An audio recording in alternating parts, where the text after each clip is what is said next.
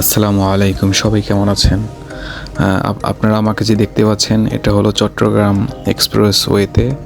তো আসলে চট্টগ্রামের বিষয়ে কিছু কথা বলতে চাচ্ছি, যদি আপনারা শুনেন।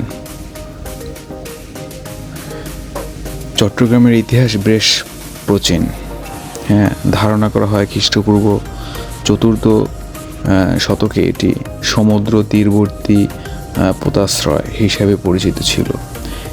গ্রিক ভূগোলবিদ প্লিনির লেখায় ক্রিস এবং টলেমির মানচিত্রে পেন্টালোবিস নামক যে দুটি স্থানের উল্লেখ আছে, অনেক ঐতিহাসিক সেগুলোকে চট্টগ্রাম অঞ্চলের অংশ হিসেবে চিহ্নিত করেন।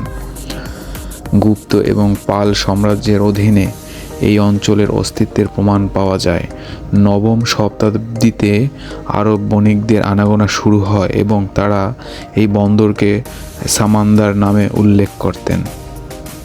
মধ্যযুগে দ্বাদশ শতকে সুলতানি শাসনের পূর্বে এটি দেব রাজবংশের অধীনে ছিল। 1400 শতকে ফখরুদ্দিন মোবারক শাহ এটিকে সোনারগাঁয়ের অন্তর্ভুক্ত করেন। এরপর বিভিন্ন সময়ে ত্রিপুরা রাজ্য এবং আরাকান রাজ্যের অধীনেও ছিল চট্টগ্রাম। এই সময়ে সুফি সাধকদের আগমন ঘটে। হ্যাঁ, পীর আউলিয়া যারা ছিল, যা এখানকার সংস্কৃতিতে গভীর প্রভাব ফেলে।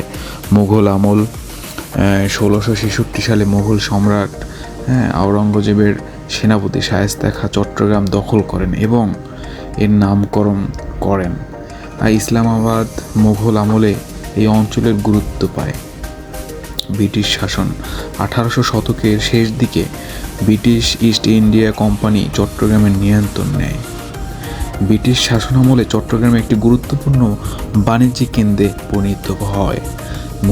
মুক্তিযুদ্ধ 1971 সালের মুক্তিযুদ্ধে চট্টগ্রামের ভূমিকা অত্যন্ত গুরুত্বপূর্ণ। কালুরঘাট বেতার কেন্দ্র থেকে স্বাধীনতার ঘোষণা প্রথম প্রচারিত হয়েছিল। সাংস্কৃতিক কিছু কথা বলি। ভাষাগত বৈশিষ্ট্যে চট্টগ্রামের আঞ্চলিক ভাষা বাংলা থেকে কিছুটা স্বতন্ত্র এবং এর নিজস্ব মাধুর্য ও বৈশিষ্ট্য রয়েছে। বিভিন্ন শব্দের উচ্চারণ এবং ব্যবহারের ক্ষেত্রে ভিন্নতা দেখা যায়। পোশাক, এখানকার মানুষ সাধারণত বাঙালির ঐতিহ্যবাহী পোশাক পরিধান করে, তবে বিভিন্ন ক্ষুদ্র জাতিগোষ্ঠীর নিজস্ব ঐতিহ্যবাহী যে পোশাক রয়েছে তারা সেগুলো পরে। চট্টগ্রামের খাবার বেশ জনপ্রিয়। শুটকি মাছের বিভিন্ন পদ, মেজবানি মাংস, কালাভুনা এখানকার বিশেষ আকর্ষণ। বিভিন্ন ধরনের পিঠা ও মিষ্টান্ন এখানকার সংস্কৃতিতে গুরুত্বপূর্ণ স্থান অধিকার করে। চট্টগ্রামের সামাজিক রীতিনীতিতে ঐতিহ্য ও আধুনিকতার মিশ্রণ দেখা যায়। মেজবান এখানকার একটি ঐতিহ্যবাহী সামাজিক অনুষ্ঠান। সবাইকে অনেক অনেক ধন্যবাদ।